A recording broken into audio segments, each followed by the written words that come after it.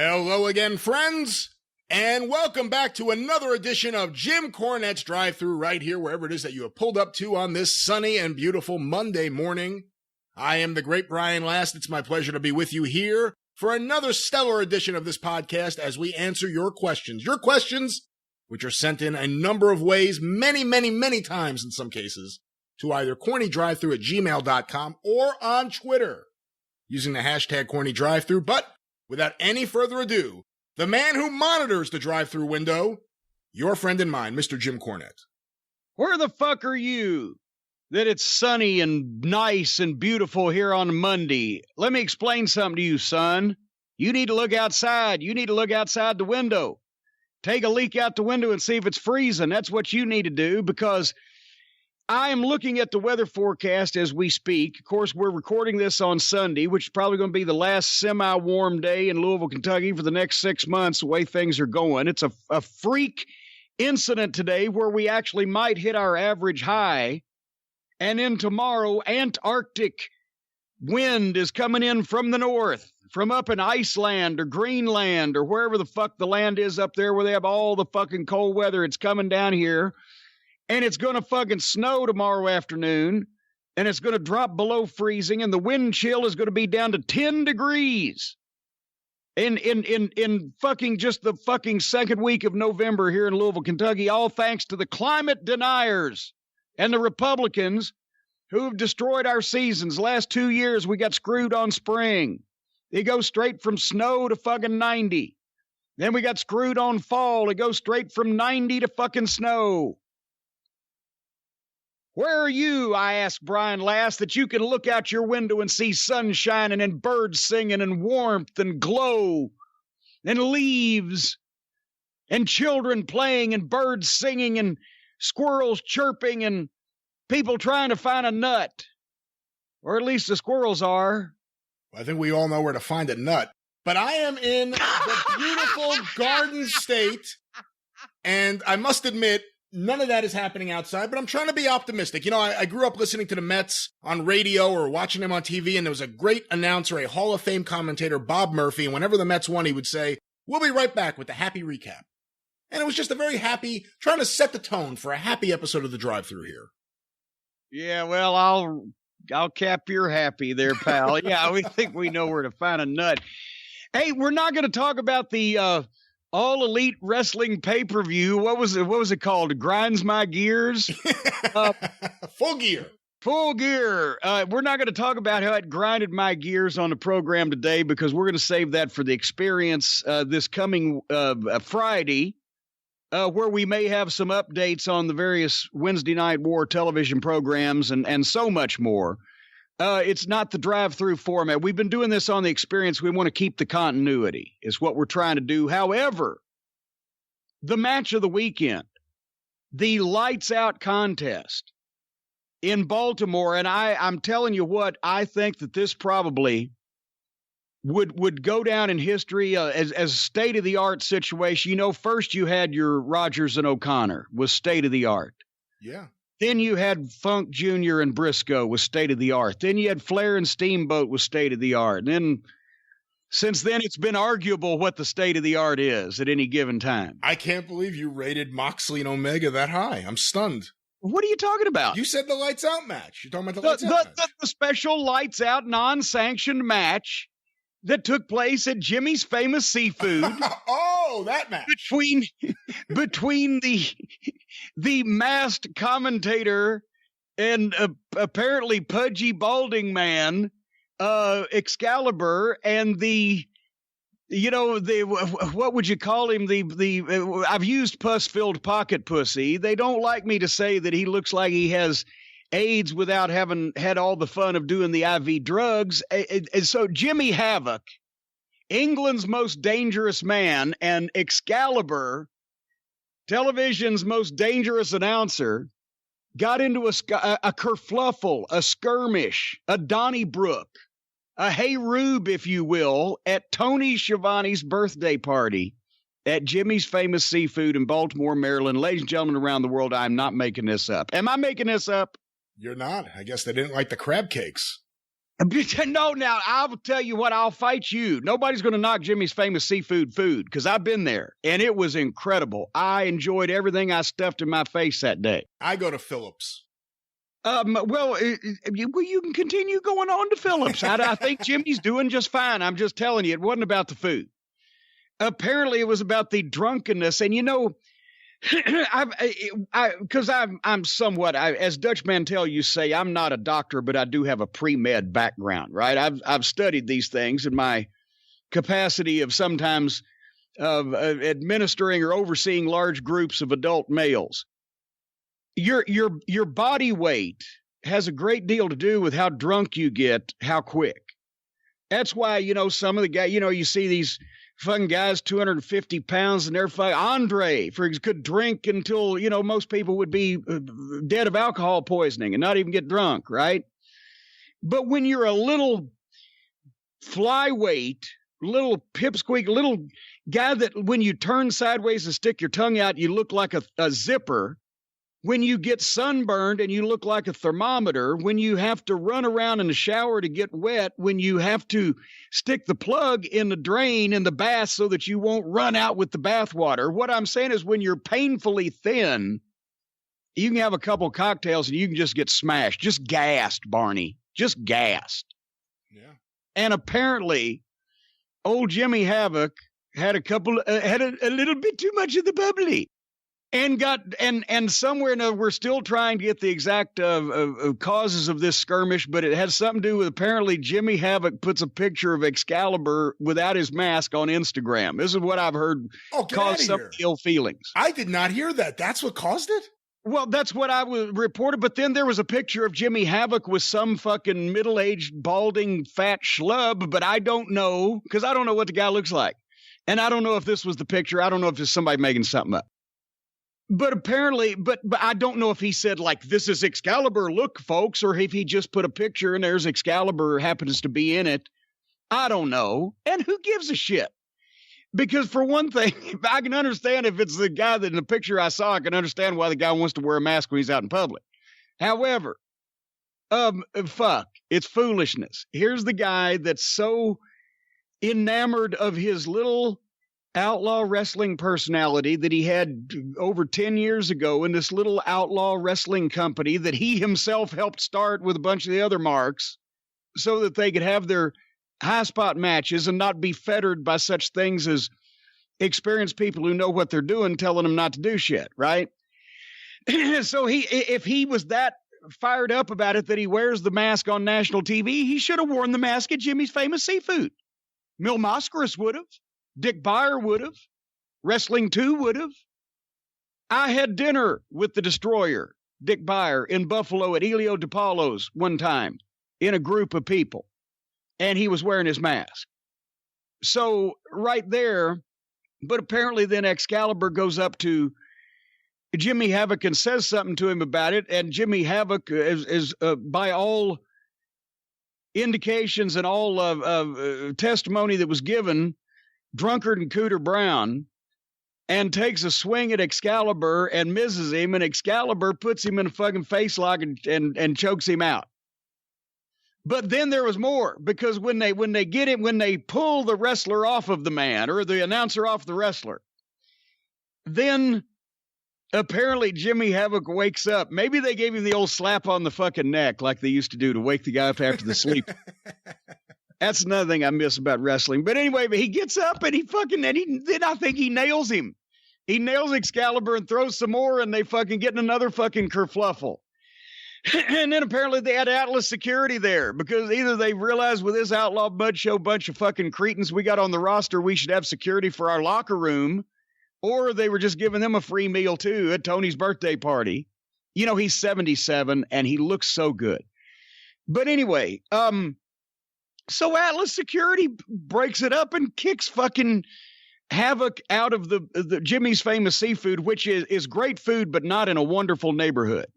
So Havoc would have fit right in with the rest of the street urchins and things. And apparently then also Havoc Excalibur tries to go calm him down, and Havoc throws his cell phone at Excalibur and busts it all over the wall, and he gets an Uber and they get him out of there. And then Tony Khan was a witness to this. Here, Tony, here you go. There's about $300,000 of your money. It's fucking down on the floor, scuffling like drunken fucking hillbillies in the floor at Jimmy's Famous Seafood, a great wrestling sponsor they used to be. $300,000. Well, I'm just if he's paying each one of these guys what, $150,000, who knows how much he's fucking paying these fucking people? $150,000 each. Folks? I have been told that most of the people on the All Elite Wrestling roster that are signed are making six figures somehow by the time they finish with. Now I'm open to being corrected. If anyone has any knowledge that this is balderdash, then feel free to correct me. But no, there, well, if you're working for big All Elite Wrestling, you got to be making 10 times what you were making just last month working for anybody else. That's the first rule of negotiation. I have heard a couple of reports of people being paid, let's just say generously, a lot more fucking money than anybody else was paying them to do the same thing there. See, I can understand Excalibur because he's on your TV each week as your commentator. But Jimmy Havoc. Okay, well then maybe he's giving him $50,000. He's giving Excalibur to it. You got a couple $100,000 of your investment scuffling on the floor like fucking marks. Because he put up a picture of me without my mask that I shouldn't have on your television program. Hey, let me ask you this. I've heard this from a lot of people. We received a ton of questions about this, obviously, in just a day. What would Bill Watts have done if he was there instead of Tony Khan? Well, nothing, because neither Havoc nor Excalibur would have been there if Bill Watts was out.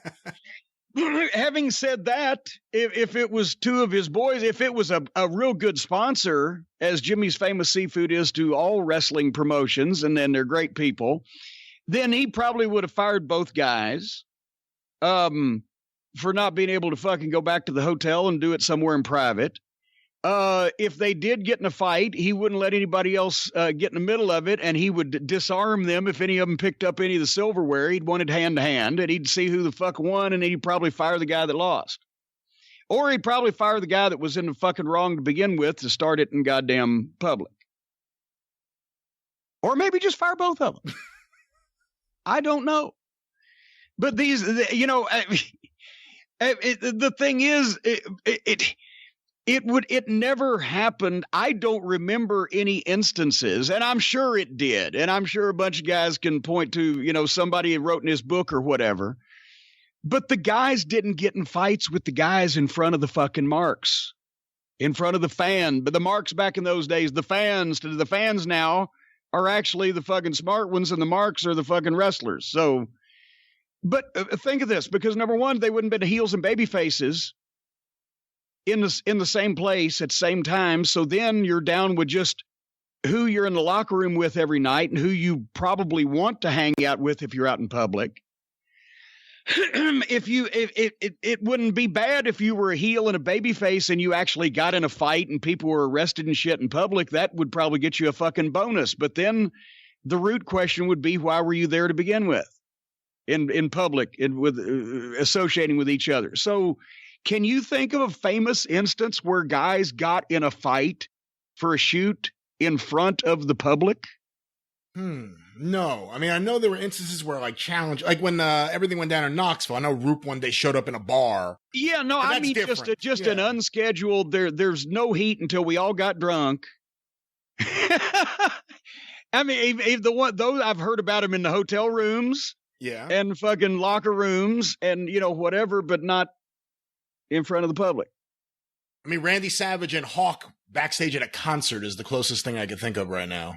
Well, there you go, and that was actually years after either one of them were technically really in the business. I mean, they were making appearances, but were mostly retired at that point, were they not? Yeah, and that was over old. That was over old heat. Where next time I see you, I'm gonna knock you out, motherfucker. So once again, that's an anomaly rather than, hey, we all got drunk, got in a fight. Anyway, but you know what?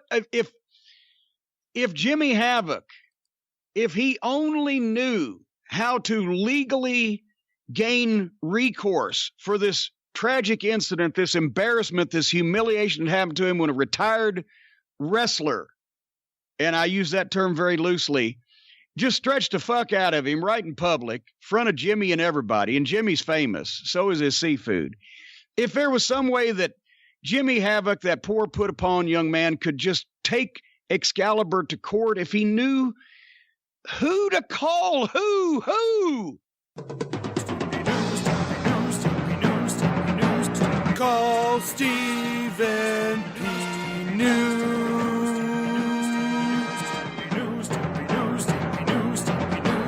If you need to sue.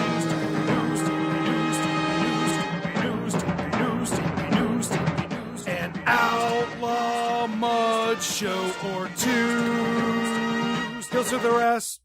That's right, ladies and gentlemen. The law offices of Stephen P. New, newlawoffice.com, 888-692-8084. Stephen P. New is the man for you if you need to get even. Call Stephen.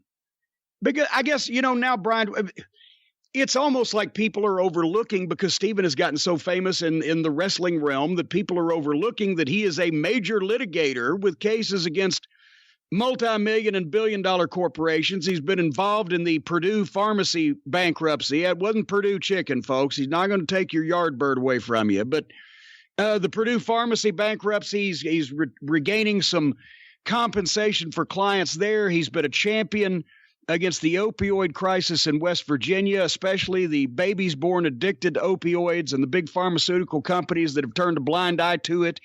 If you know anybody in your family or your circle of friends or acquaintances that has that problem, or any problem that has been caused them by any of these big corporations or major companies that trod upon the little guy, Stephen P. New is the man that can bring the hammer of justice down for you and get even. But people are now, I'm going to go out on a limb here, and I'm going to say that Stephen P. New is more famous an attorney in the world of wrestling now than even Clarence Mason was in 1997.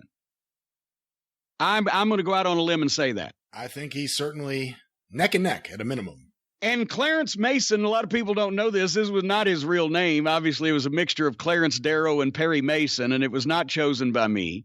I would have gone more at least with the Cochran generation. But at any rate, he was a real attorney.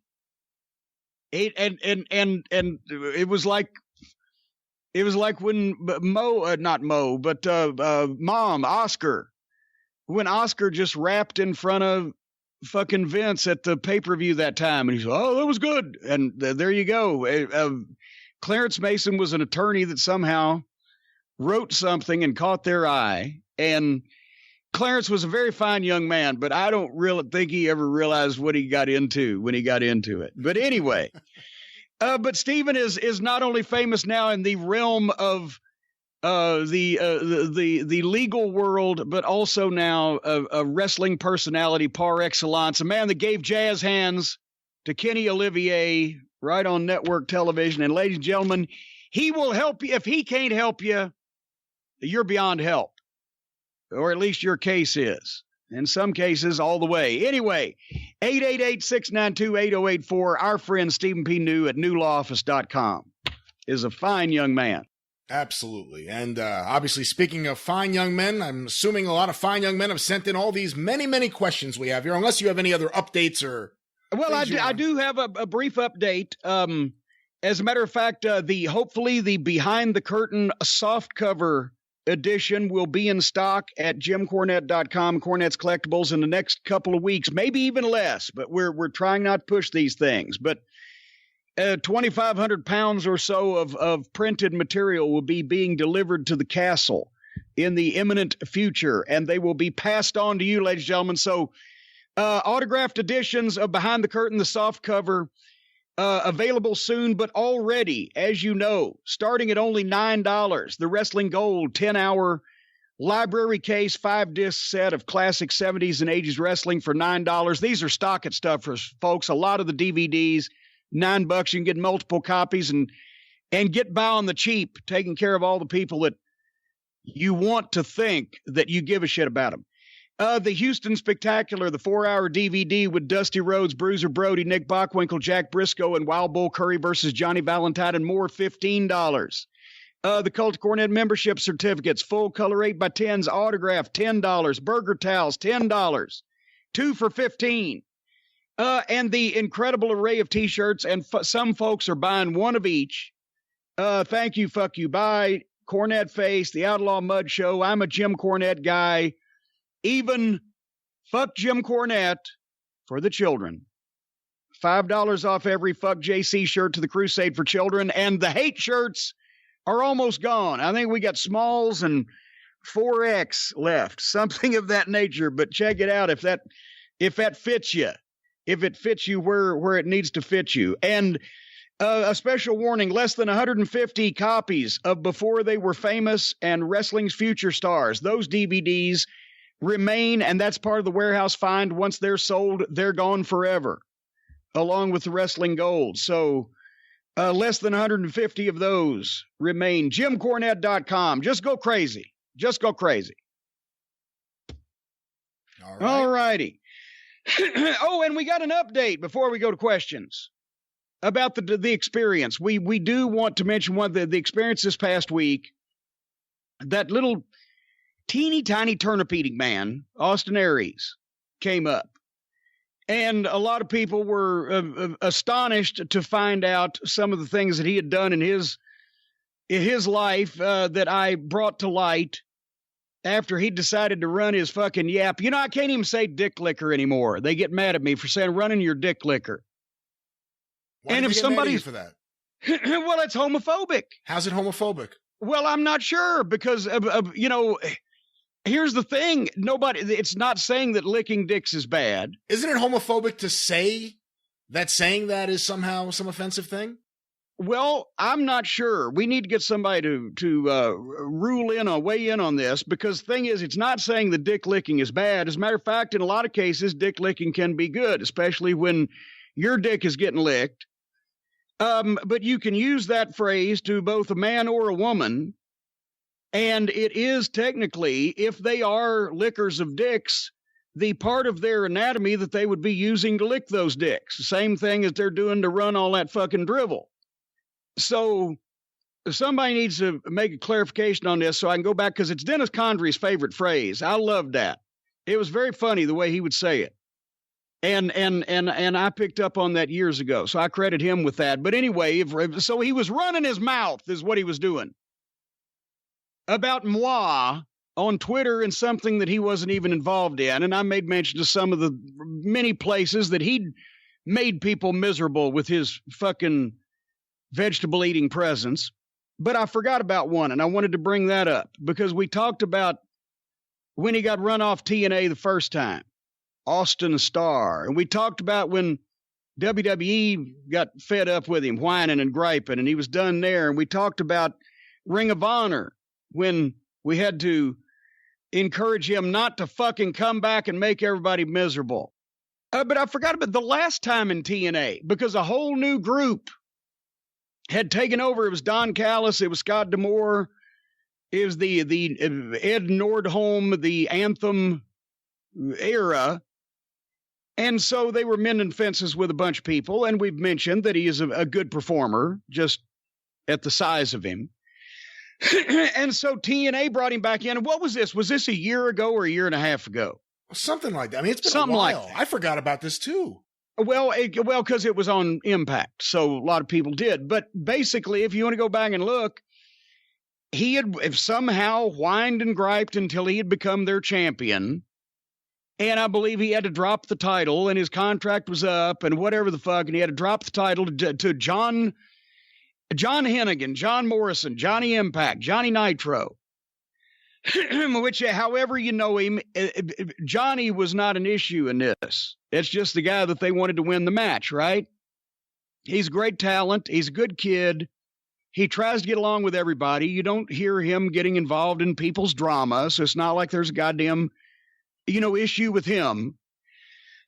Just at Aries, and this at the time, remember, everybody said, oh, is Aries really coming back? Is this the start of some kind of cutting-edge shoot angle? Because what happened was, I don't remember what the move was, but the finish, Johnny Impact hits fucking Aries with his finish, boom, covers him, 1, 2, 3. Hennigan gets up immediately, yes, I won, and Aries stands right straight up, totally unaffected, not selling nothing, looks up in the fucking balcony. This was on their pay-per-view, such as it was, right? Still, it's a big deal to them. Stands up straight, looks up at the crow's nest where Don Callis is and gives him the finger and goes, fuck you, and just walks out of the ring. On television. Burying the new champion who didn't have anything to do with his Austin Aries' goddamn personal whines and gripes, and making just shitting on the business right there in the ring, just as bad as a curtain call. And everybody was like, oh, could this be a cutting edge shoot angle? No, because he never came back. It was the way he left, because he didn't like it. He didn't like the way he was treated again. So that's the Mr. Professional, the guy doing it for the boys.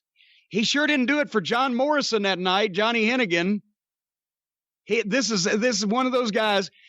That's it. That way he's like Eddie Mansfield. That was his issue in the tweet. Well, you were part of the culture that fucked the boys, Cornette, and you expect me to keep quiet? No, you weren't doing it for the boys. You were doing it for your little whiny bitch ass. Because if you weren't doing anything for the boys, you wouldn't have shit all over John Morrison. You wouldn't have shit all over the business in general just to prove your point to fucking Don Callis, whoever you were pissed at that point, because you're always pissed at somebody. And not even in an entertaining way like I am.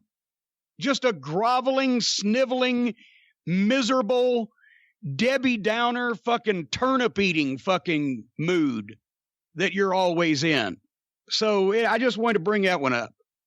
That's called basically doing a fucking fake job. Well, to be fair, I heard he was rushing back to the hotel before the salad bar closed.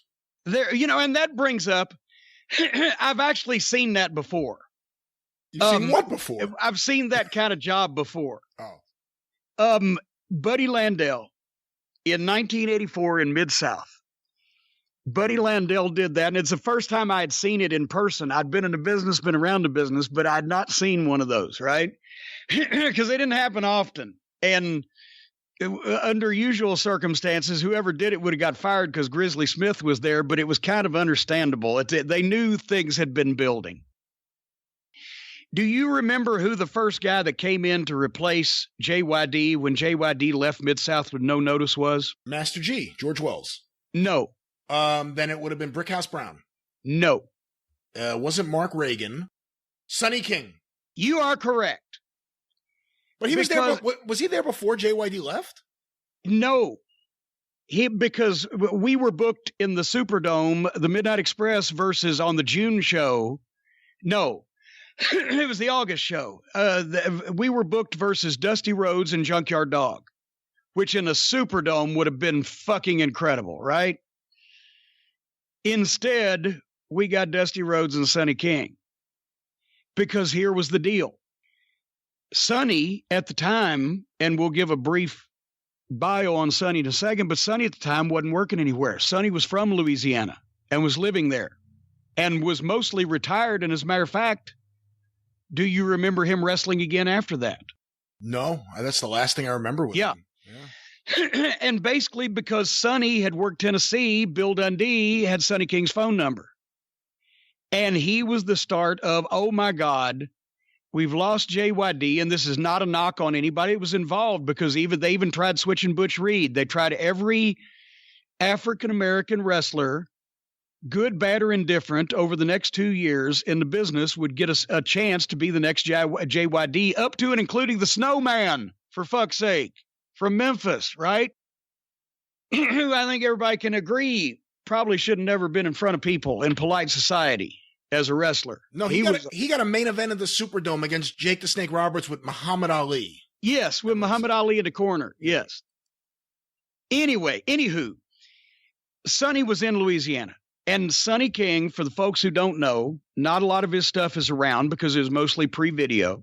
Sonny was never a national main event star in terms of, like Ernie Ladd or, what, I shouldn't mention another black guy now. Now everybody thinks I'm trying to, but Sonny King was never a national main event star, but he worked high on the cards almost everywhere, right? From the, mid-late 60s all the way through the 70s. He and Jay Strongbow were the WWF Tag Team Champions.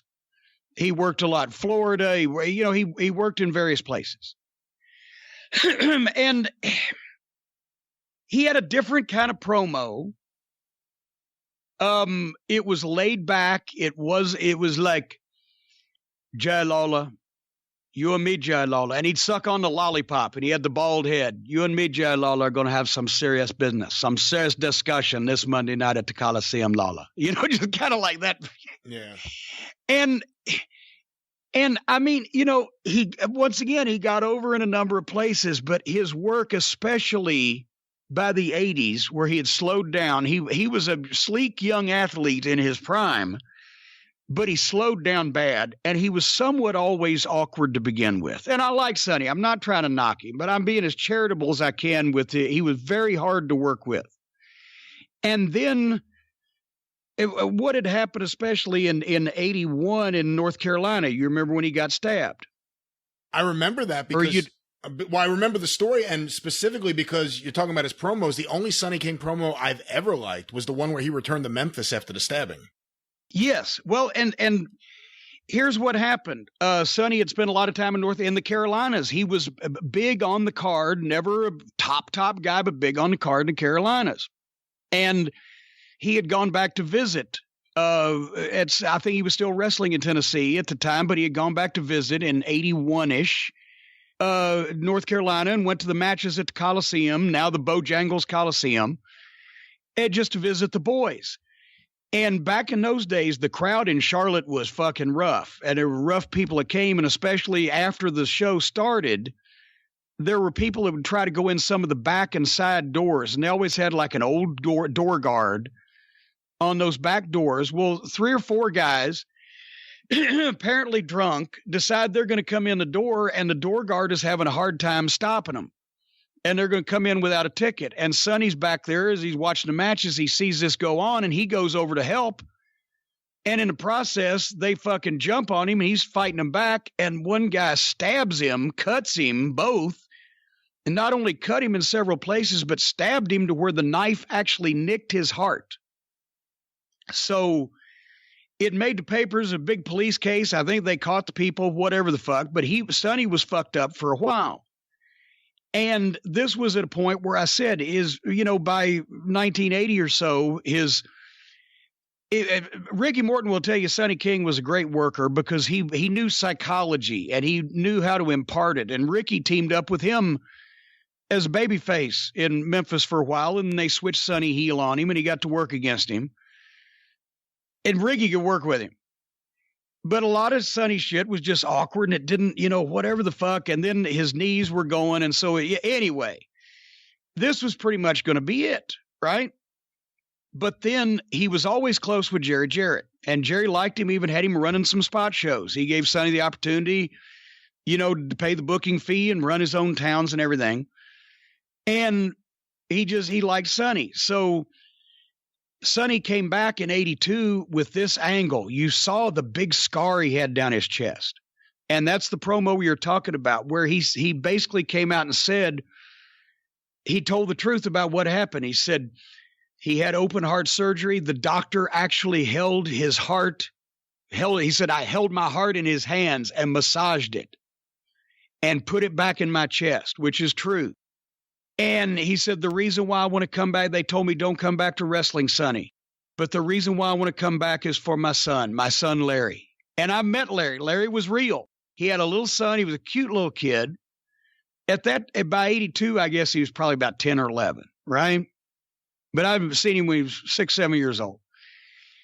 And he talked about wanting to come back and wrestle for his son, Larry, so that, he could say that he did it and blah, blah. And that was it not? That was probably the only really great Sonny King interview we ever saw. It was fantastic. And it was the one interview where his tone, the way he spoke, actually lent itself to the to what he was saying, to the actual words. Yeah. Because, you know, that if he had come out there all fired up, because it was real, and he had that kind of Cajun accent and everything. So anyway, and the matches that he came back, and he had a number of matches, and they weren't real good, right? But it was a great promo, and Jerry gave him the opportunity. And I guess then, you know, he had retired again. Well, anyway, he's in Louisiana, and JYD is gone, and Dundee's got his number, and here comes Sonny. And nobody was, you know, nobody was rooting for Sonny to fail, but at the same time, we all knew on the heel side, you know, no, Sonny King is not going to follow JYD, right? But to get him over for 2 weeks around the territory, and remember, the towns ran every 2 weeks, so Baton Rouge would be every 2 weeks, Monroe would be every 2 weeks, whatever. So on the underneath of the card, Buddy Landel, who was Butch Reed's like stooge and his little clique with him, they were targeting, they were going to work Sonny with Butch because that had been Dog's thing. So naturally, Sonny's going to go around for 2 weeks with Buddy Landel in one of the preliminary matches, and Sonny's going to get a win. And Buddy Landel at the time could tear the house down with anybody. He and Terry Taylor go out there. My God, it was just fantastic. And him and Magnum, fiery babyface Magnum was, or him and Dr. Death when Doc was babyface. Buddy could have good matches with him because and especially if you could work, Buddy at the time, that was probably his best year in the ring. And I got to see him every night having those long matches against guys that could work. It was before he got out of shape, before he just started being able to afford drugs on a serious basis. So that was, Buddy Landel was going to be a superstar, right? You could tell. And those matches with Sonny were the goddamn worst fucking matches I have ever seen in my life. Sonny, it not only was awkward, was ring rusty, and he had a style, it was fucking bizarre, and I don't know what the fuck, right? And plus this man had open heart surgery, been stabbed in the fucking heart, and was 45 years old or whatever. So Buddy was riding with us a lot at that point, and he would get more and more miserable, and he'd be cussing Sonny King, and I can't repeat some of the things he'd say in the car afterwards because he just like, this is killing my career, these fucking matches, this fucking sucks, and I'm doing a job for him. What the fuck? So finally, and Grizzly knew this, and Buddy was not really being fucking quiet about it in the building also, but we weren't really in the same locker room, I think, or probably something would have happened, but you never actually saw your opponent in Mid-South, except in a couple of the buildings. So this had been building for a week or so. It's a long story, I know, but I'm going to get to it. Finally, we're out there watching the match, and Buddy's wrestling Sonny again. And it's just rotten. And me and Dennis and Bobby are kind of giggling because we know he's going to be fucking hot again. And they missed something. Something fucking happened. And finally, just Buddy's getting the heat on him. And something goes on. He's only gotten like 30 seconds of heat on him. And you can tell Buddy stands up and does the fuck it. And fucking misses an elbow and has Sonny make a comeback on him after 30 seconds of getting heat on him. Sonny makes a comeback, hits him a couple times with a punch. And Sonny's finish was he would shoot the guy. Imagine Mil Mascaras' flying cross chop headbutt thing if your boots were 100 pounds apiece and lead and the ring was a magnet. Basically, Sonny would shoot you off, and he would take a couple of steps, and he'd kind of sort of lean in with his hands up to where he would headbutt you somewhere in the chest or head or face area with the left side of his head and the left shoulder and some hands in there. We called it the spear because there was no Goldberg-like spear at the time. But it fucking looked shitty, right? And then he'd just cover you. So he shoots Buddy off, and Buddy comes off fucking half speed, and Sonny goes for the thing, and his feet barely leave the fucking mat. And as he hits Buddy, Buddy just sits down on his ass and then lays flat out and throws his hands out to the side and his feet out to the side like he's fucking cartoon dead. And Sonny covers him 1, 2, 3. And as Sonny's getting up, it takes Sonny so long to get up. Buddy had sit immediately back up and stood up. He beat Sonny to his feet and was pointing his finger in his face like a goddamn school teacher going, and you could tell I was 100 feet away in an arena of screaming people, but I could tell that he said, and that's the last job I will ever do for you, motherfucker, and turned around and walked right out of the ring. And what the fuck? It was just all the shit that Sonny, he tried to pick him up once, and Sonny had just slipped and fallen, whatever the fuck.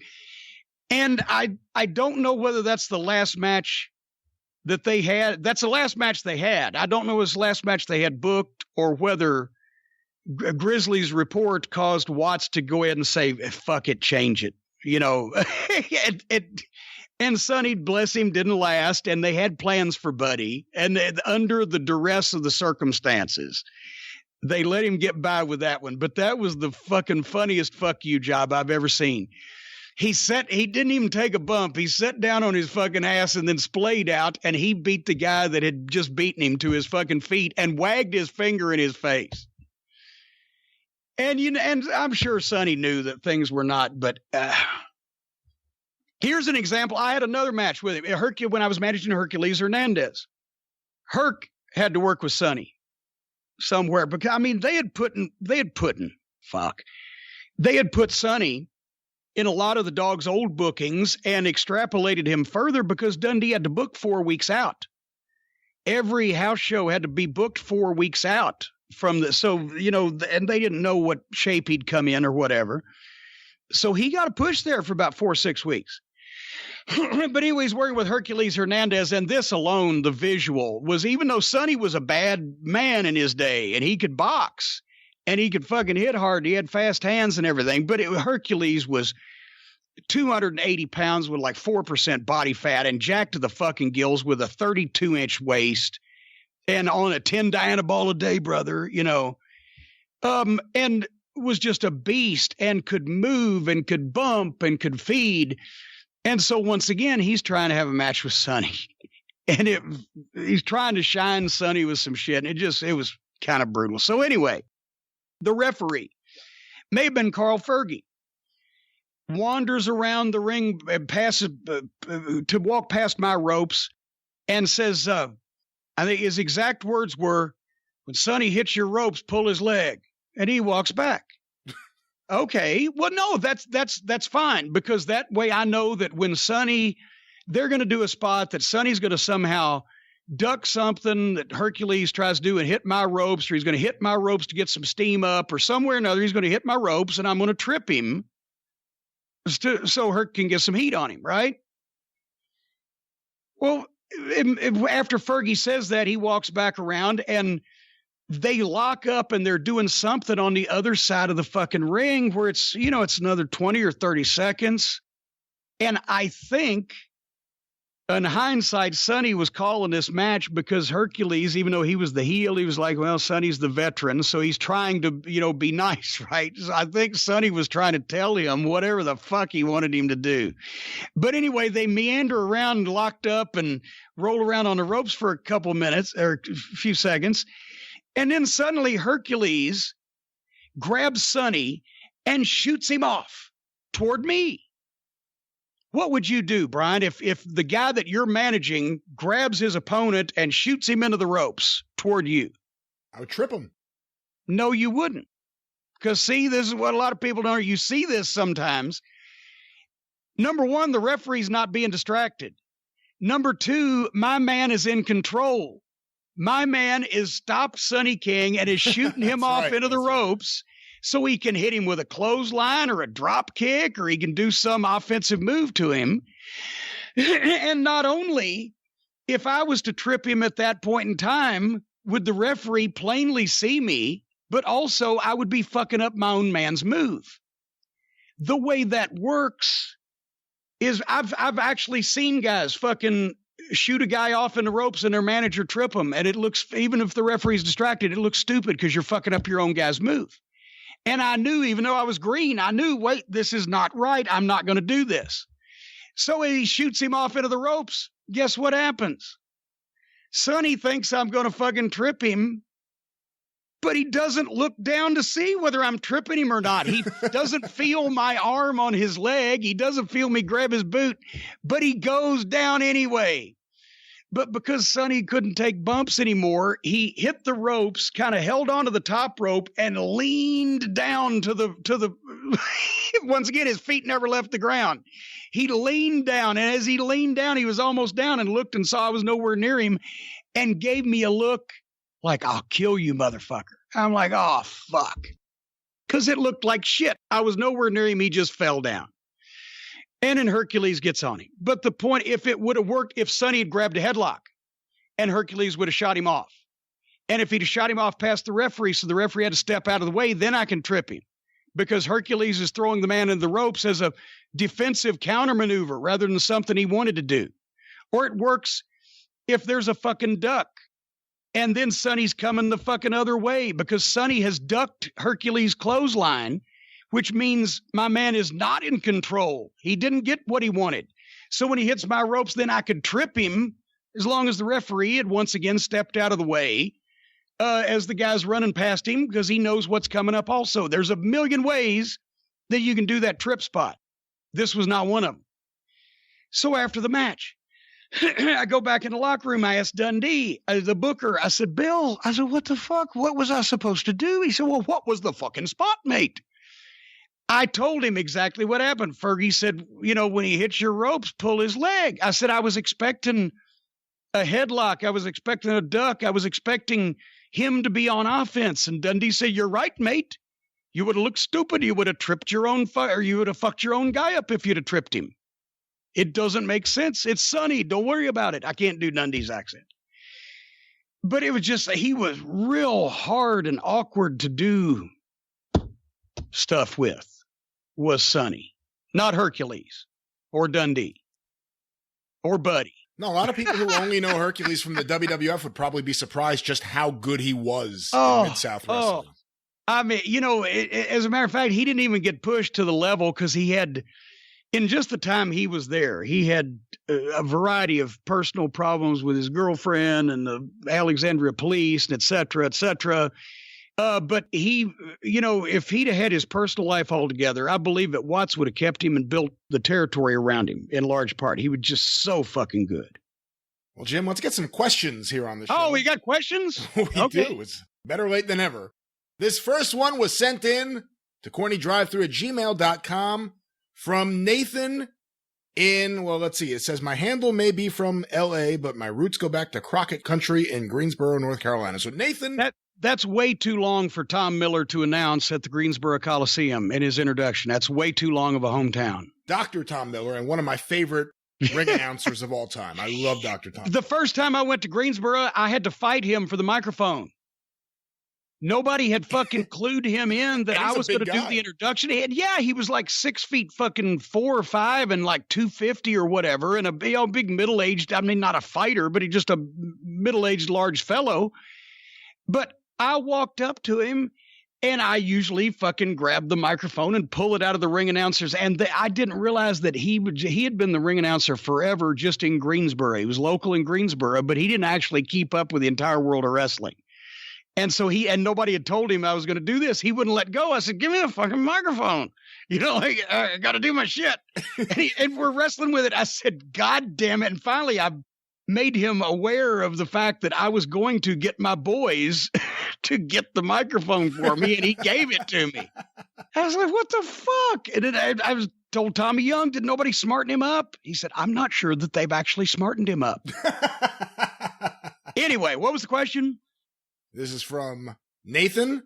"That was an outstanding rant on Austin Aries, but I remember a similar rant sometime back on professional dick shaker Kenny King. You mentioned after you made a handshake deal with Kenny in Ring of Honor, he told you he talked with some people that said it wasn't a good deal for him. You know what? He never told you who those people were. I took it to be Austin Aries, since they ran together a lot in whatever company." You know what? That makes perfect sense. And at the time, because Aries was already gone and had been gone for a while, he was not even there when Sinclair took over to begin with, right? Which we made sure of, because that's the last thing we needed.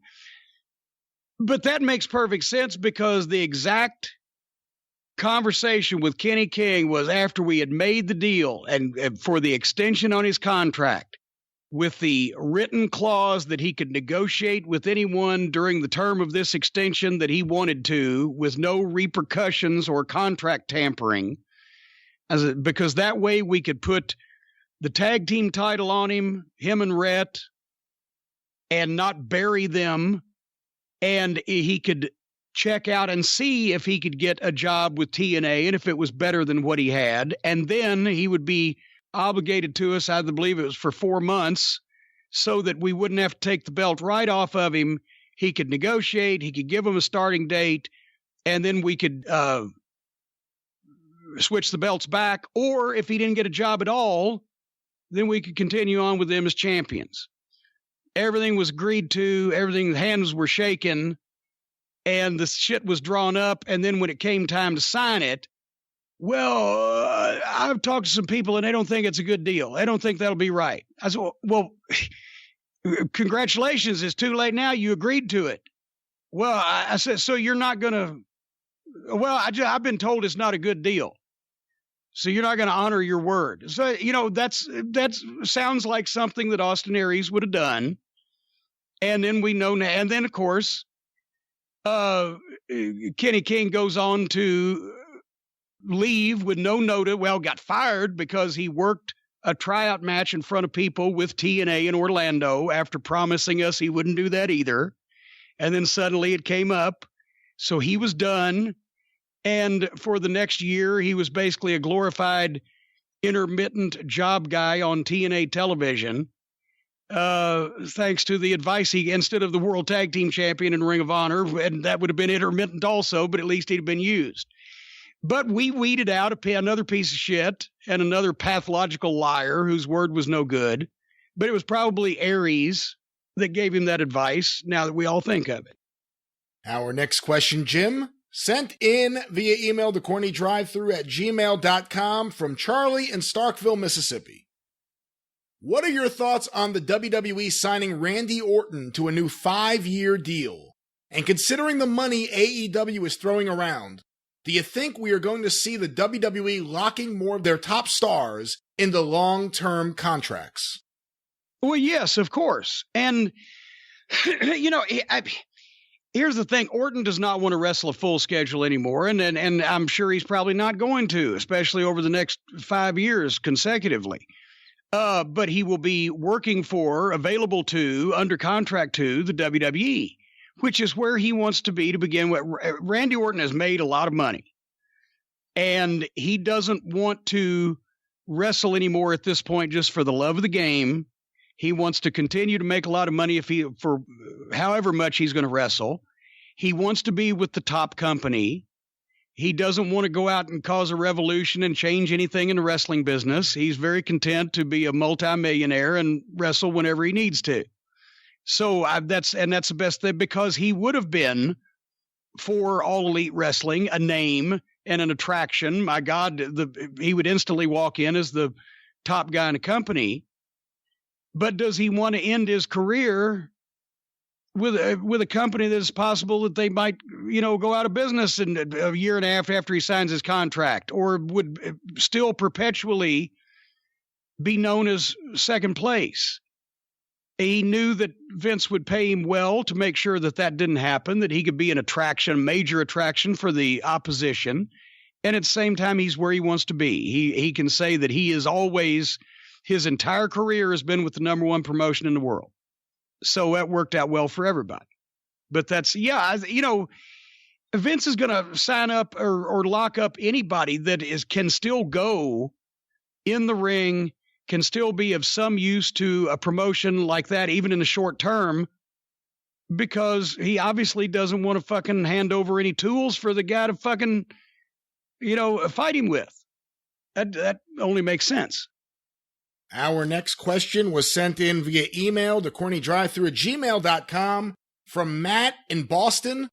This is a long one, so I'm going to cut it down a little bit. Corny, a coworker, and I were having a conversation about the role Ring of Honor played in AEW getting off the ground.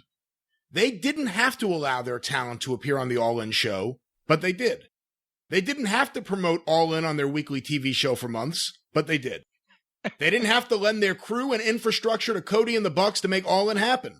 After spending 2+ years booking the Elite at the top of their card, burying the rest of the roster in the process, how on earth did Ring of Honor allow Cody, Brandy, the Bucks, Adam Page, and SCU to all leave at once and take the lightning in a bottle that was fostered in Ring of Honor over to Tony Khan? In the immediate aftermath, Ring of Honor's attendance and show quality has plummeted. The MSG show should have been their crowning achievement, yet it was a dud and quite underwhelming. The MSG show sold out prior to the Elite leaving and forming AEW. I think it's fair to say that the post-Elite crew wouldn't have sold out the show. And then it goes on and on from there, but obviously it kind of sums it up in the beginning there. What do you think about the idea that Ring of Honor, for a few years, built up all these guys and then they all just walked out? Well, it's almost like that there's nobody with full control in Ring of Honor that understands how that some wrestlers tend to manipulate people who don't have wrestling backgrounds or much of a background in life due to their still youthful, fresh-faced exuberance. It's almost like that some wrestlers can take people like that and just twist them around their little finger and get basically used, abused, and left lying on the floor like a stained Kleenex on the peep show booth floor of life, and couldn't see it coming when other people in the company who had much more wrestling experience and could spot, as my mother used to say, a real stinker when they saw one, might have known what was going to happen when short-term gain is preferred over long-term stability, and people are catered to that will not show you the same loyalty in return. You hit on a word there that I've heard in the past from people in the business about the Bucks. Not taking sides, just repeating what I've heard. Manipulative. Have you heard that before from people? Why, I don't know. Little connivers, I think, was the phrase. Connivers. But nevertheless, I mean, for some people see genuine emotion and genuine credibility in some people when they say some things, and other people like me just see little fucking wheedlers. What do you think of the position that Ring of Honor is in now? Because, I mean, this does bring up a good point. They were gutted. All their guys they've been building up for a couple of years just gone in one fell swoop. The story that a lot of people seem to think is that a couple more guys are about to leave and go to AEW because their contracts are about to come up and they're friends with those guys. What do you do if you are Ring of Honor? How do you... God damn it. How many times I have to save this one fucking company?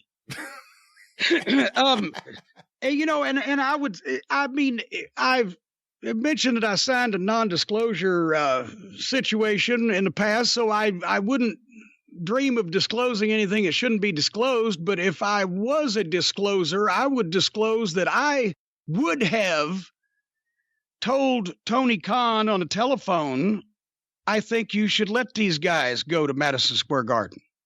And I think that Madison Square Garden being sold out, I mentioned part of this on the program. I think they should have live streamed it to the theater next door. What do they call it now? The Paramount.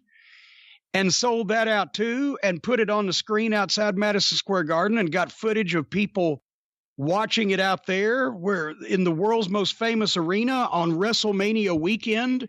What were people standing in the streets to watch, like Ricky Dozan versus fucking Freddie Blassie? It was Ring of Honor wrestling with this new faction from this new promotion fucking appearing and trying to fucking take over, and it would be goddamn publicity for an interpromotional angle that could potentially be done on national cable and around 100 local broadcast syndicated stations across the country, both with rosters that have ill will toward one another from places they've been previously. If it was worked properly from the start, it could have been a kind of a major interpromotional fucking thing where everybody would benefit. And what would be the harm, especially in pooling those collective resources, such as 100 syndicated stations and national cable outlet, and et cetera, instead of trying to,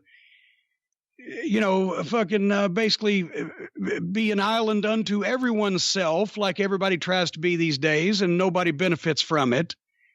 Did I speak enough through the lines there that my point got across? This whole thing could have been avoided on everybody's part if one wasn't fucking overconfident and the other one was afraid to get their fucking feet wet and jump into wrestling business all the way. There was a chance there where something could have been done to form an amalgamation that could have rivaled Vince McMahon on that particular weekend, at least in publicity and or statement made. But everybody wants to do their own thing. Our next question, Jim, sent in via email to CornyDriveThru@gmail.com from Chris in Illinois. I know you aren't fond of Kenny Omega, but the recent news I've been hearing about his travel issues going back to Japan since leaving New Japan are a bit wild. He's worked 3 dates for DDT this year, and each time he goes over, something happens where he has trouble entering the country. They wanted to get him banned from entering Japan for 10 years, apparently. I get that there would be some bitterness on the side of New Japan since he was one of their top guys and left the company, but it's not like this hasn't happened before in wrestling history, where a top guy leaves for another promotion. Is this just a difference in Japanese and Western business philosophies? Also, can you tell us any stories from the territories where a top guy left the promotion for another promotion, and the old promotion tried to sabotage him whenever he came back to that town? Well, that was worded very unwieldy. First of all, I don't know if it's New Japan trying to keep Olivier out of the country. I think it was a group of concerned wrestling fans started a petition. Come on. And said, no, no, I mean, New Japan has been hooked up politically and they got pull over there. For years and years and years since the Inoki days. So I'm sure that there was probably some ill fucking will. As I think we mentioned it, at New Japan, they didn't really give a fuck about the Bucks. The Bucks leaving was neither here nor there. They were featured as the junior tag team champions or whatever for New Japan and on the card, and they could give a shit. But with Omega, they had put a lot of fucking time and effort and push into him, and suddenly, boom. So I'm sure there was heat. And yeah, that's something that is done when it can be done.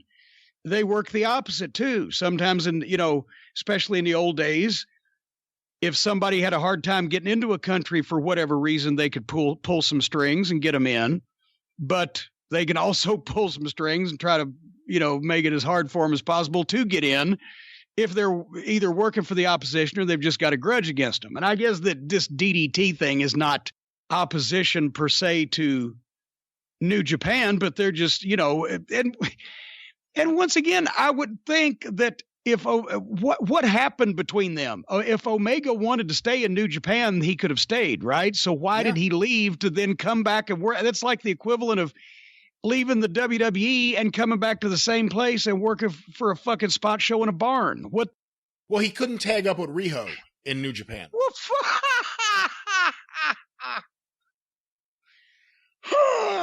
Riho. All right. But he will not come back to Japan for New Japan, but he will come back. I mean, I can understand if he was still working for New Japan and he's okay, I want to do this spot show where I team up with the fucking little girl. Can I do that? But why is he not working for New Japan if they want him? Did he say, no, I'm going to do all elite full time and then decide, but I want to come all the way back to Japan just to have a spot show match with his fucking girl? Is this what? Fill me in. I'm not exactly sure of the conversations between Kenny and New Japan. I could just say that New Japan certainly had a lot of intentions, specifically in the United States, to build things around Kenny Omega. They did not think that a guy that they had put so much time and energy and money into would just leave like that. Oh, so he won't work for him in the United States because of All Elite. So they're like, well, fuck, that's what we were trying to do with you to begin with, you Gaijin motherfucker. But if we look at it the other way, and we even take Omega and the Bucks out of the equation, we just look at generic wrestler X. What do you think about the idea of a wrestler saying, you know what, you're trying to build all this stuff around me in the States. You're getting upset because I'm not letting you build out your business around me the way you want. I'm going to go do this over here. What was the question then? Well, just the whole idea of we're looking at it from the promotions end of why they would be upset from. Okay, I got it. And I would be pissed, but at the same time, it's fucking America. So, I would say, all right, well, then fuck you. You can't come back to Japan, which is maybe why he ain't coming back to Japan. But I don't know if I would be vindictive enough to try to stooge him off to keep him from coming in the country, apparently since it's not been successful. But it's not like that. It hadn't been done before, but at the same point also, most times the strings have been pulled, like I said, in the other direction. Most times that I've heard the promoters were trying to get guys in rather than keep them out. Baba and Dr. Death. Yeah, there you go. But yeah, I mean, everything happens in wrestling. You're always trying to sabotage the other guy. Our next question, Jim, sent in via email to CornyDriveThru@gmail.com from Christopher Hayward. Disco Inferno has talked about receiving monthly phone calls from you regarding coming into WWF after he was fired from WCW in March of 1997 for refusing to put over Jacqueline. Well, now, wait a minute. Then reverse that. Is he saying that he was calling me monthly trying to get in, or he's saying I was calling him monthly? What? Disco Inferno has talked about receiving monthly phone calls from you regarding coming into the WWF after he was fired from WCW in March of 1997 for refusing to put over Jacqueline. Is this true? Who in the WWF at the time would have been a fan of Disco Inferno? He does not seem like your cup of tea. I spent a lot of time around Glenn in TNA when we worked there together, and he's a funny guy to talk to and a nice enough guy. If I've said this publicly before, and I think he's heard it, if you don't let him within 100 miles of booking any wrestling whatsoever, because he gets a kick out of the silly shit. That's why he was there, because he tickled Russo. So they gave him a job as a fucking agent. But I'm sure I probably called Glenn when I was in Connecticut, if I was told to return calls for people calling and asking things such as, hey, you got anything open? But I don't remember ever calling him, or actually almost anybody else, monthly. And if I was calling him, it would have been to say, no, we ain't got anything. Because if I'd called him to say we got something, then I wouldn't have to call him monthly. I'm not trying to call him a liar, but I do not remember ever being in a situation where I called Glenn Gilberti monthly on the phone for any reason. I don't know. Our next question, Jim, sent in via Twitter using the hashtag CornyDriveThru from Patrick the Hurricane Thomas. What are your thoughts on John Cena's legacy? And do you think John Cena is going to be in the WWE Hall of Fame? You think? Everybody asks this question. They use legacy. Legacy is a word they use a lot more these days, along with relevant and fucking boomer. What? I don't. Wow, what a creative insult! I'm going to insult you and use the word that fits the era in which you were born in, and that'll tell you. John, as far as his legacy, he's going to be remembered as the top guy of followed the Attitude Era, Ruthless Aggression. He's going to be remembered as the top guy in the WWE for the 15 years after Stone Cold and the fucking Rock. And one of the biggest names in the business and all the movies and et cetera, et cetera. Did he somehow revolutionize the business No, he just made a fucking bloody fortune, probably more money than anybody but, 4 or 5 other guys ever in the business. And, was on top. And the crowds now, I don't know if they're drawn by one person or just by the package, right? But he's probably main evented more huge crowds than even because of the bigger stadiums and the overall expansion of everything that even, the Hogan era. So I don't know how much better can he do?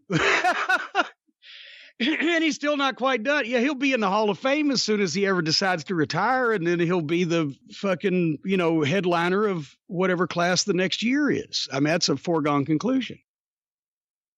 Our next question, Jim, sent in via email to CornyDriveThru@gmail.com from William Bozard in Virginia. Duck. I won't grab your leg. No, it's Duck. Duck Bozard. So what is the story behind you dressing as a woman and hitting Ricky Morton with a brick-loaded purse? Okay. It's been a while since I've told this one in its entirety. But the deal was, and this, by the way, this was not new for managers because Jimmy Garvin, when he was managing Ron and Terry Garvin, had done this same thing, and I saw it on TV 10 years previously. So, these were angles that were done in various territories over time where you could actually do things more than once because the TV wasn't national, right? So it's an old deal. The manager is barred from ringside so that the baby faces can get a fair shot for the tag team title.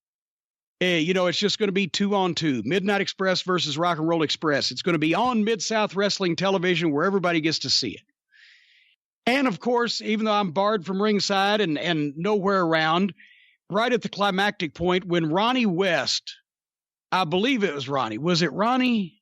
I think it was. But anyway, he took a fucking bump.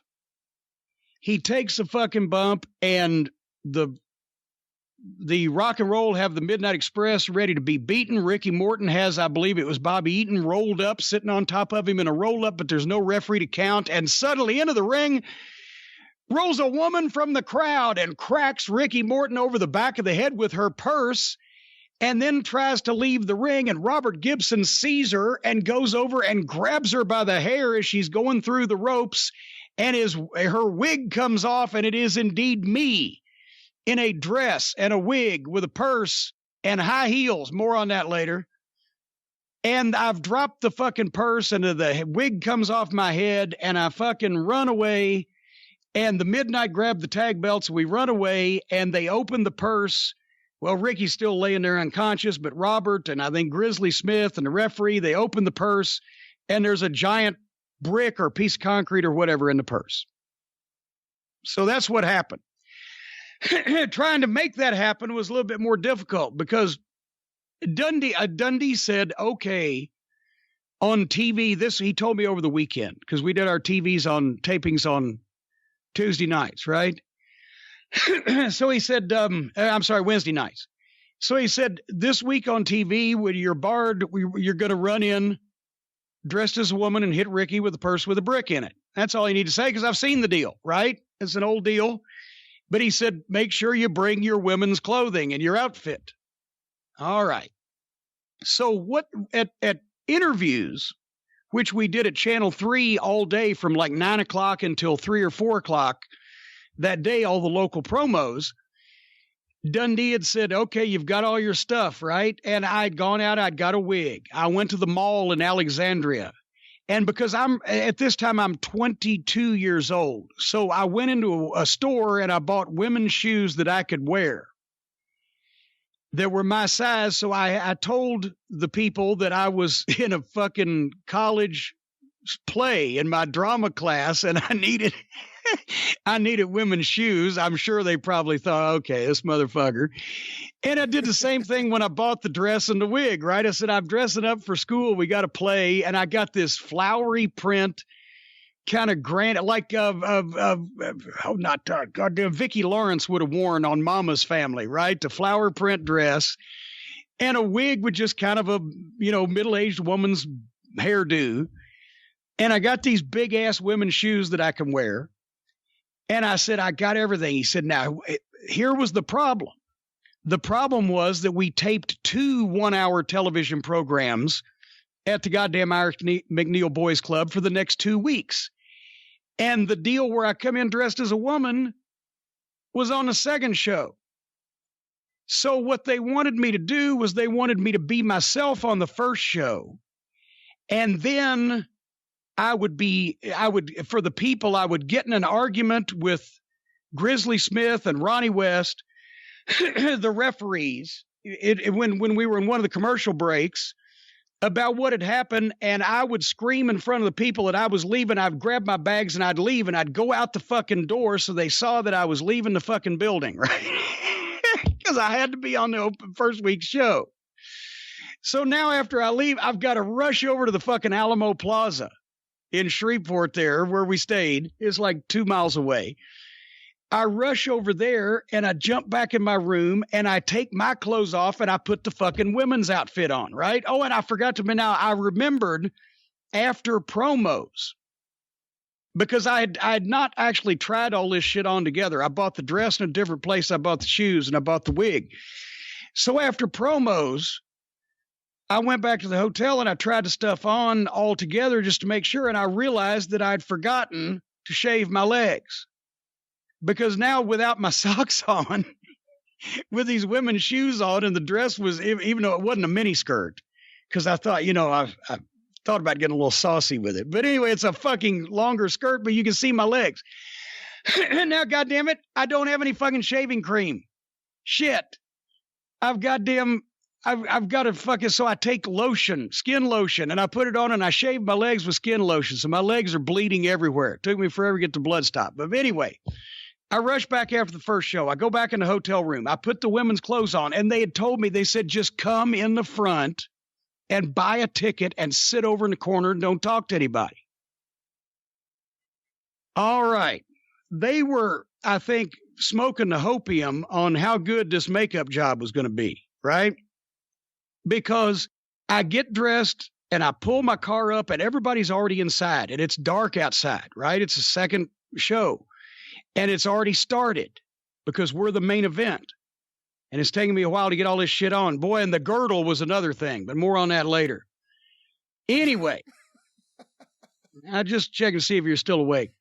Anyway, and boy, talk about when you have to tuck your fucking, your weenie and the kids up.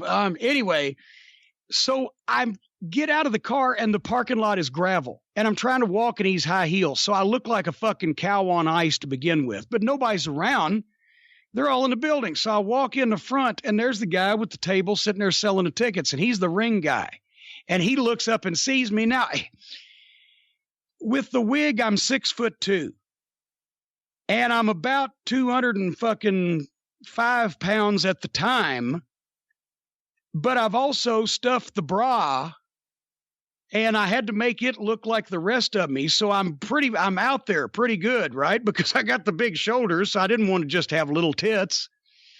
So anyway, he looks up and he sees who he obviously recognizes as Jim Cornette, dressed as a 6'2" woman with a flowery dress on, giant fucking tits, and bobbling in high heels like I'm trying to walk in roller skates. I said, just give me a ticket. Oh, okay. I turn right and I walk in and they have just finished a segment and they're in a commercial break. So there's nothing going on in the ring. So before I can get to a fucking corner where I can sit on the end of one of the bleachers, allegedly, right, and not be noticed, everybody looks around and sees this fucking 6'something, 200-something pound fucking woman come in. They've just seen me leave 30 minutes beforehand in a huff. Well, there's that fucking Jim Cornette. And it was like all of a sudden, it was like Donald Sutherland in the fucking Invasion of the Body Snatchers, where they just started pointing with their mouths open. And I'm like, fucking it. And they start coming down and the kids are jumping off the fucking bleachers to come down and look at the manager dressed up like the woman. And some of the cowboys, he's trying to get in. He's supposed to be barred. And so I'm like, what the fuck? So I turned back around and I told the fucking guy selling the tickets, I said, send Grizzly Smith out to my car in the parking lot right down at the end of the driveway. And I take my shoes off so I can walk barefoot now, but at least it's quicker through the goddamn gravel parking lot to get back in my car and lock the doors. Like, here comes Grizzly. He blocks out the moonlight. He's so big. Well, it didn't work, did it? I said, I was never convinced that it really would, but everybody else overruled me. I said, what do I do now? He said, pull around, and he rode with me. I pulled around the back. He said, I'm going to put you in a closet. I said, what? I'm going to put you in a closet. And it literally was. It was where they had the mops and the mop buckets, and then it was a maintenance closet. He said, and just peek out the door, and when it's time, just fucking run out, and it'll look like you came from the crowd on camera. I said, all right. So that night, when Jim Cornette appeared dressed as a woman to hit Ricky Morton in the head with a purse with a brick in it to save the Mid-South Tag Team titles, I had literally, in front of 500 or 600 people there in that building, just come out of the closet. Well, I don't know how I'm going to top that. This may be our final question this week, Jim. This may be our final program. You never know about these things. Sent into CornyDriveThru at gmail.com from, I believe this name is Joshua Isert. Why do people say Ric Flair has the same match every day? And why do people like Bret Hart bust his balls? Is that all a shoot? It says, is that all a shoot work? I think it means a shoot or a work. We know heel Flair is going to chop you and get chopped back and take a face bump. We all know he's going to get caught on the top rope. We all know he's going to lock in the figure four and have it reversed. We all know he's going to low blow you at least 3 times. We all know the ref is going to be knocked out for a few minutes so he can have the run in. This is what I want to know, Jim. I'm 43 and watch nearly all of his matches, and I've never seen what people are saying about the same match. He does his shit, yeah, but there is so much in between the shtick, I think the common moron doesn't see it. Please give me your thoughts on this. Well, there's several things going on here. Number one, everybody has their patterns and things they do. Look at Bret Hart's comeback. Bret Hart, the fucking, not the elbow, but the forearm drop, Russian leg sweep. You know, fucking Horner, of all people, you could call his a mile away. His comeback was 2 punches, shoot you into the turnbuckle, hip toss, drop kick. Everybody had a similar, I won't say everybody, but a lot of people had similar comebacks or similar things they did. What Flair did get repetitious with the things, his greatest hits, but it's because they were his greatest hits. Everybody wanted to see him. Everybody popped on him. They kind of got dejected or depressed if they didn't see Flair do all the things that, Flair usually did, right? Because Flairs were so visual and he did them over such a long period of time that I think now a lot of people think back and remember, well, that's all he did. No, all the matches were different. That's especially why I liked his matches with Terry Funk, because they were really different, because Terry would press you to be different. And also Flair was in a position as a babyface, so he got to do different things. But yeah, yes, I would have loved to have seen him come off the top and hit a few of those things a little bit more often just so that he could still miss them later. But, overall, people wanted to see the shit. He did it well and at a high level for years and years and years. It's kind of what made Flair Flair. So you were going to see those things, but you were going to see him in the course of a match that went anywhere from 20 to 30 to 40 minutes or more, especially in the arenas in his day when he had his druthers and could do anything he wanted to do. You couldn't drag him out of the fucking ring. So, but they remember the highlights, and those were the highlights. But yeah, a lot of guys, especially on their comeback or things that they did in every match, did get a little repetitious. And I don't know what it was with Bret and Flair, because Bret wanted to be known as the best technical wrestler in the business, and he was certainly in the conversation, but I don't think anybody would say he was the absolute best, but he was the best technical wrestler in the business that also looked like Bret Hart and had his background and could get over like Bret Hart. And Ric Flair wasn't as good a technical wrestler probably as Bret was, but Ric's promos were so much better than Bret's that you can't even fucking mention it hardly in the same conversation. So, everybody has their strengths and their weaknesses. And I think Bret tried a little too hard to tear Rick down because Bret was somewhat chafed that everybody said Flair was the best in the business and not necessarily him. But when you think about it, neither one of them were the best in the business at everything. That's why a lot of people said Flair was the best in the business, because he had the best physique and the best look and the best promo and the best working ability, both psychologically and the ability to do things over a long period of time than anybody else. But he was never really the best promo. He didn't have the best body, and he probably didn't even have the best psychology. For a while, that may have been Lawler. And he certainly wasn't the best shooter. But neither was Bret on any of those things. The best, the way you measure the best in wrestling is not by who's the best wrestler, because then you've eliminated a lot of the things that make up wrestling. The way that I've always, and I think the way that you have to measure the best, even though it's always subjective, is who of all of the things that comprise making a great professional wrestler, who scores the highest in most of the categories. That person's the best in the business. As you said, a lot of guys have their greatest hits, and their greatest hits for a reason. But you also brought up Terry Funk. Other than Terry Funk, are there other guys you could think of who, whenever you saw them, either as a fan or being in the business, they didn't necessarily have greatest hits? You never knew what to expect from them.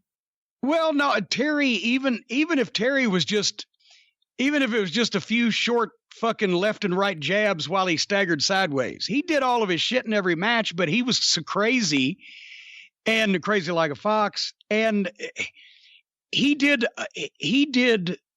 a lot of Terry Funkisms at every match, but it wasn't as obvious as the Flairisms. They weren't things that stood out as like, oh my God, he does this and he does that. It's just the little things that you can watch as a Terry fan. But, but still, yeah, a lot of times he'd just get in a mood, or he'd just take off, or he'd see something in the building that he could use, and he'd go from there. So there was a lot of wide variety, plus whatever fit the picture he was in. When he was the NWA World Champion, he did a lot less gaga than he even wanted to. And he didn't brawl so much, but he still sold like a madman.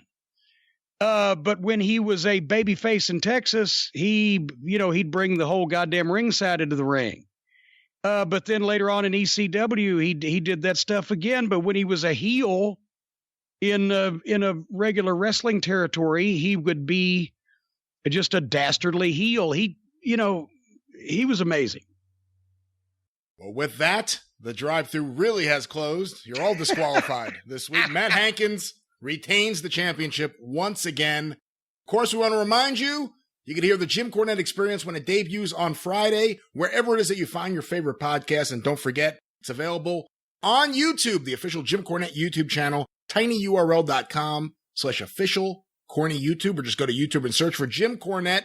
Full episodes, clips, omnibus collections, and much more. More omnibus collections are in the works, so stay tuned. Once again, the official Jim Cornette YouTube channel. That's right. We're going to be bigger than Greyhound by the time it's over with. You can also check out the archives on the Arcadian Vanguard video channel. You can follow Jim on Twitter at the Jim Cornette. You can follow me on Twitter at Great Brian Last. You can hear me on the 605 Superpodcast at 605pod.com, or available wherever it is that you find your favorite podcasts. Of course, we want to remind you about Cornette's collectibles at jimcornette.com. T-shirts, DVDs, books, autographed photos, restraining orders, and I'm forgetting like 15 other things. They're all there, though. They're all there. jimcornette.com. Order today for all your holiday purchases, or all your holiday purchasing needs, I guess would be the better way to put yes, that. Yes, and order multiple copies of everything for all the people you know, and get all your shopping done at the same time, so you don't have to go out in public and risk your life in this horrifying traffic, or freeze to death and potentially risk your life by getting pneumonia and dying for the holidays. And who wants to die for the holidays? Who wants to be laying sick in a bed somewhere, not able to breathe, not able to talk, just motionless like a vegetable, and people just walking around you and taking your things while you can't stop. You're laying there in the bed, you're sick, you're on your deathbed, you're feeble, you're not able to get up and stop people as they just wander into your home and begin taking things and carrying them out, your entire life's work being carried away in front of your very eyes just because you didn't go to Cornette's Collectibles. Perhaps you're in that bed because of Monsanto. And in that case, call the law office of Stephen P. New, 888-692-8084 or newlawoffice.com. Get even with Stephen. But until this... You know, Monsanto was the brother, the illegitimate brother of former Atlanta TV job guy Larry Santo. Oh, is that right? I thought Ron Santo from the Chicago Cubs. No. He was from the Cubs. We're not talking about him. Larry Santo. He worked for you in Smoky Mountain too, didn't he? Yes, he did. And he told me at the time, he said, my brother Mon is going to kill somebody. Well, of course, get even with Stephen. But until this Friday on The Experience, check us out on YouTube. Tally-ho! Good day.